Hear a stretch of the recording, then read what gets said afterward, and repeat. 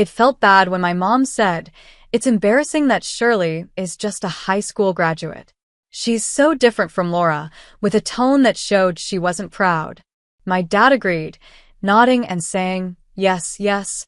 My sister, Laura, sat beside them and smiled proudly, knowing they were praising her.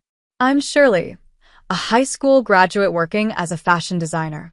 My sister, Laura, is attending a prestigious university. My parents proudly call her elite because of her hard work. But why is there such a big difference between us? Let me tell you my story. I'm 27 years old and grew up in a small town in the countryside. I lived there with my grandparents, parents, and Laura, who is 8 years younger than me. Laura was the center of attention in our family. She was adored, and her wishes always came first, while I got used to being overlooked. Our parents treated us very differently. For example, Laura would get fancy toys for her birthday, but my birthday gift was often combined with Christmas, and it was usually just one thing, like a book or something educational, not very exciting for a kid. When Laura joined the soccer team, our parents went to her practices and games every week. I was in the tennis club in middle school, but even on the day of my final match, my parents didn't come because they had to take Laura to her practice instead. This is how things always were. Laura came first. Sometimes I wanted to cry, but the one who always cheered me up was Laura. When our parents compared us, she would say, "That's not true. My sister is smart too. She helps me with my studies, and she's amazing." A few days after my last tennis match, she made me a small bouquet from flowers she picked in the park and gave it to me, saying, "Well done." Laura grew up with a kind heart. My grandparents, who lived with us, often scolded my parents for their unfair behavior and stood up for me. Before I graduated from high school, my grandmother passed away. A few days later, my grandfather also passed away. Laura always stood by me, but this seemed to annoy our mother. She started treating Laura more harshly, even threatening her, saying, "If you keep defending your sister, I'll make you stand outside."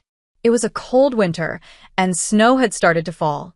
I didn't want Laura to go through such harsh treatment, so I told her, "You don't have to worry about me anymore." After that, Laura stopped defending me and focused on her studies and sports. She started living peacefully under our parents' roof. The loss of our grandparents also affected our parents. They said they had no savings and quickly dismissed my wish to go to university. I wanted to study design, but they didn't support me. After finishing high school, I had no choice but to find a job. Still, I didn't give up on my dream of working in design. I moved out and joined a company that made a small fashion magazine. My job was mainly office work, but I persuaded my boss to let me help the designers. Working in an office surrounded by professional designers every day opened my eyes to the reality of the industry. Instead of discouraging me, it made me even more determined. My dream of becoming a fashion designer grew stronger, and I spent all my free time studying. I rarely went home, and when I did, my parents greeted me with cold words. So, I focused on learning design on weekends through online courses and other resources. Because of my hard work, my company noticed my dedication, and I was finally invited to join the design team. My passion for my work inspired the other designers, and they generously shared helpful materials and connections with me. 4 years later, I was working on my own projects as a full-fledged fashion designer. 9 years after high school, I had settled into my career when I heard that Laura was preparing for her university entrance exams. She was aiming for a prestigious medical school. Laura worked hard every day and had top grades in our town, so her acceptance was almost certain. Remembering how she had supported me when we were younger, I wanted to help her however I could. A few months later, Laura was successfully admitted to a famous medical university. When I heard that Laura got accepted, I was really happy and immediately said, "Laura, congratulations. You worked so hard going to cram school every day. That's amazing."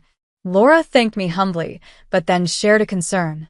She said, "Actually, the medical school asks for a donation. It's not mandatory, but Mom and Dad think it would be embarrassing if someone from the countryside didn't pay it.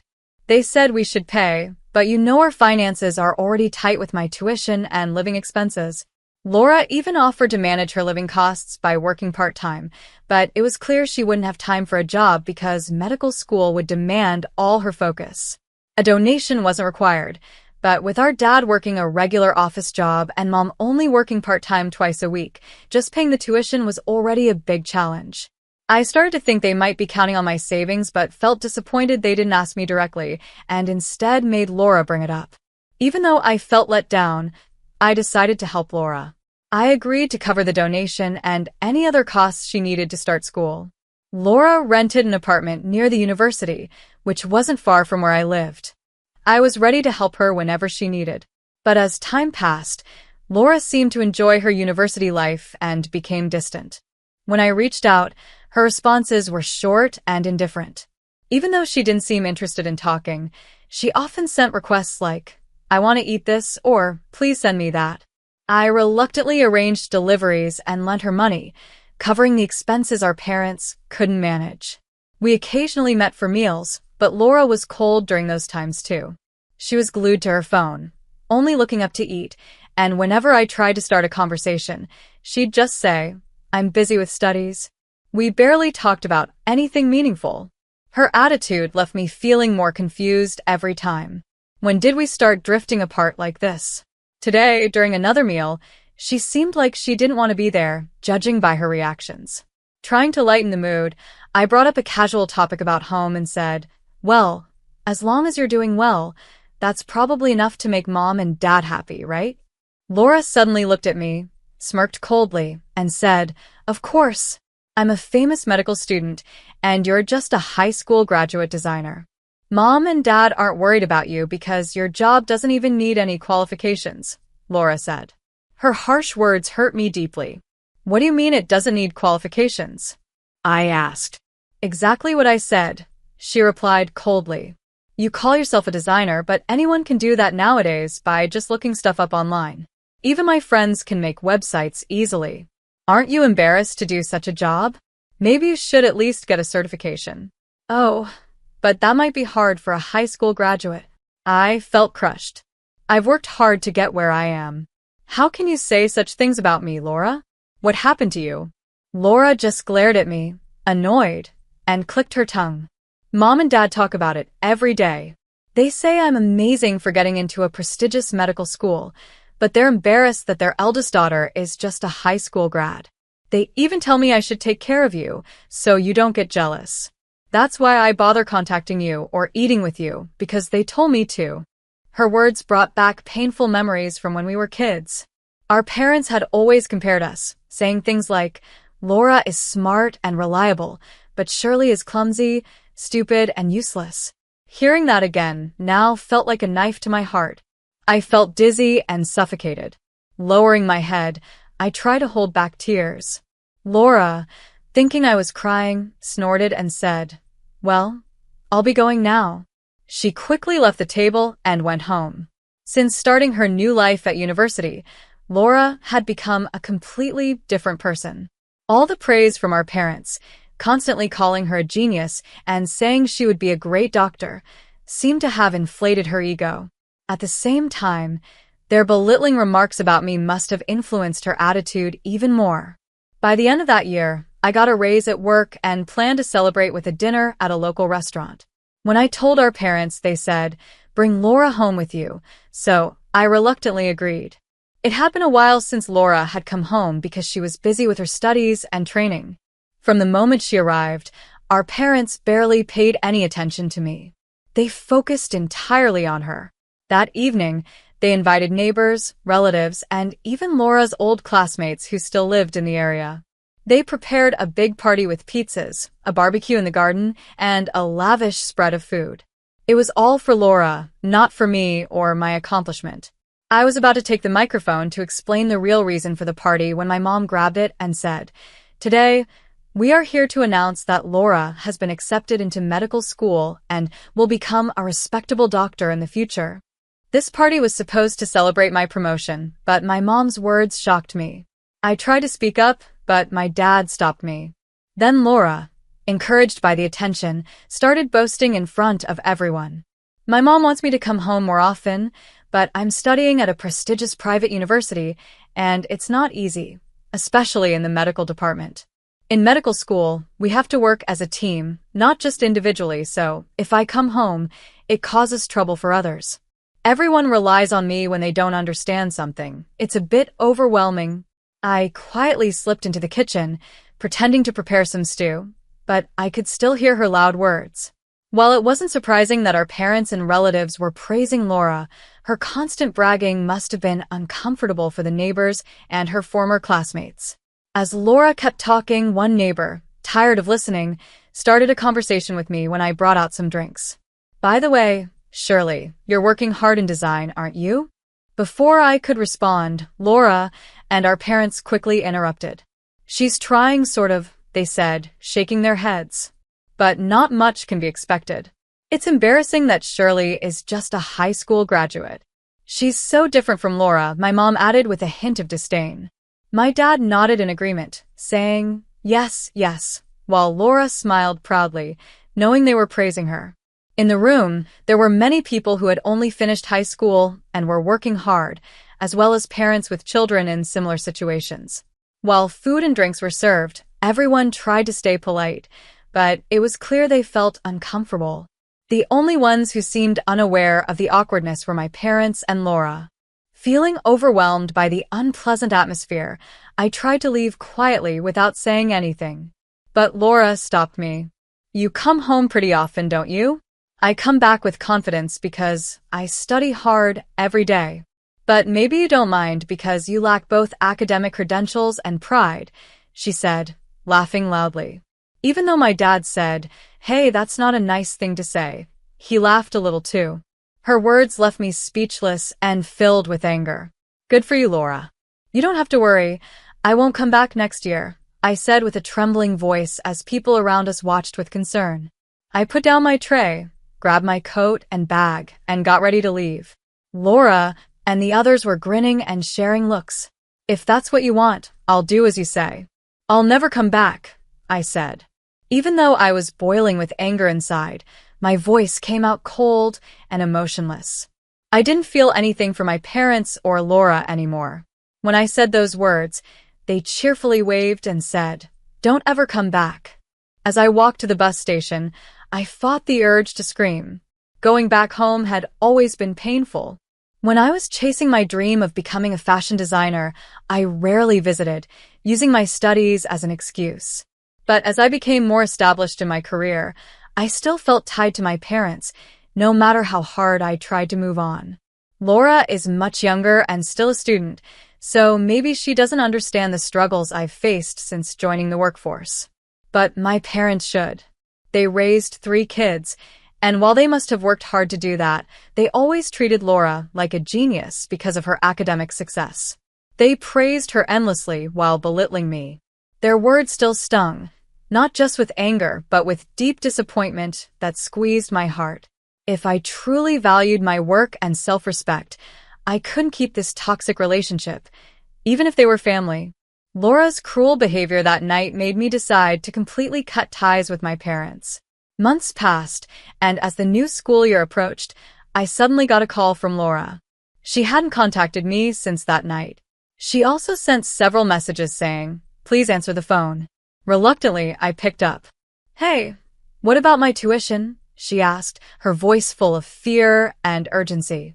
I calmly replied, "I already paid the admission fee, the donation, and your first year of tuition." "No, I mean the tuition for the second year. The university is telling me to pay it quickly because it hasn't been paid yet."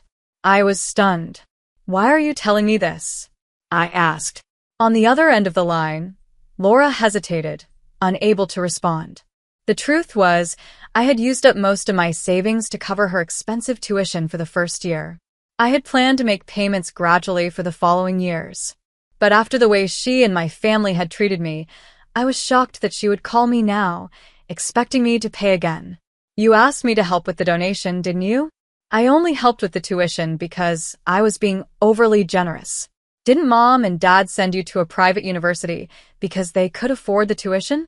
Or did you apply without thinking about the costs?" I asked. "That's not true," Laura replied, "but living expenses and travel costs are really hard.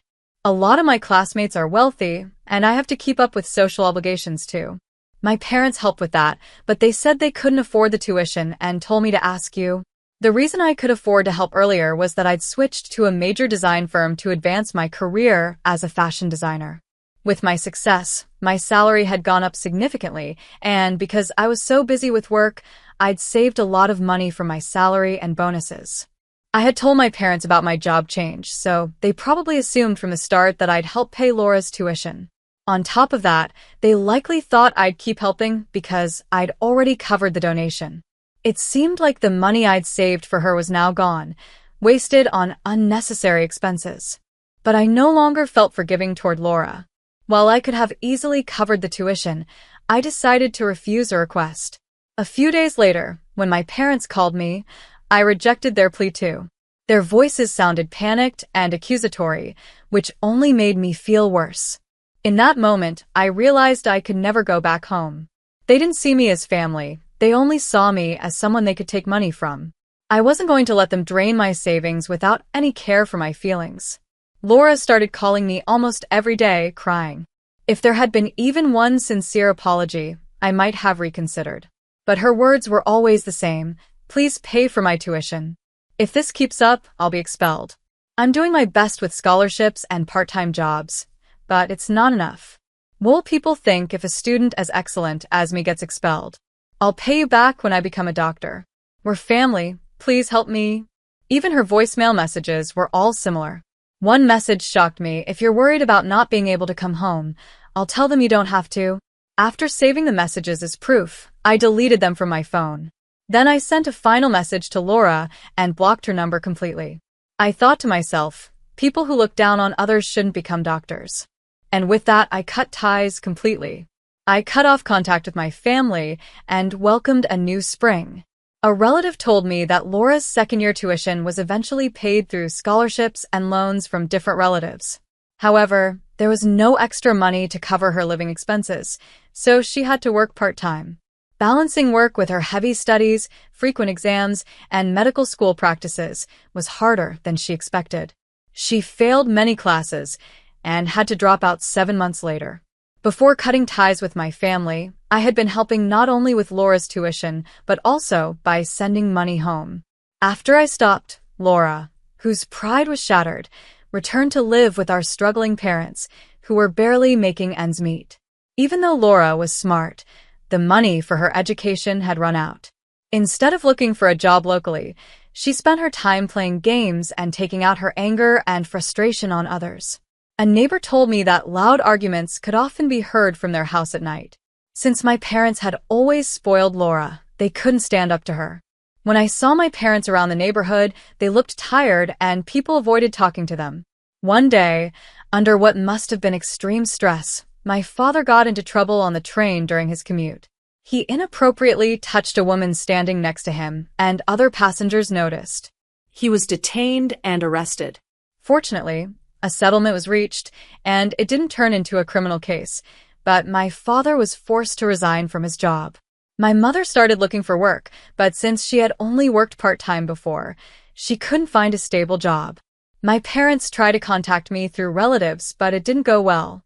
The messages they asked others to pass on were reportedly threatening, which made the relatives realize there were issues with my parents. They told my parents, "Leave it to us," but eventually stopped passing on messages altogether. Over time, my connection with my family faded, and I finally found peace in my daily life. From what I've heard from relatives, Laura has become a recluse, and my unemployed father, who now looks frightening, is avoided by people in the neighborhood. Bad rumors about them have spread. My mother, overwhelmed by everything, has disappeared, and no one can contact her anymore. Now, my father and Laura are left without any source of income and are reportedly living almost like homeless people.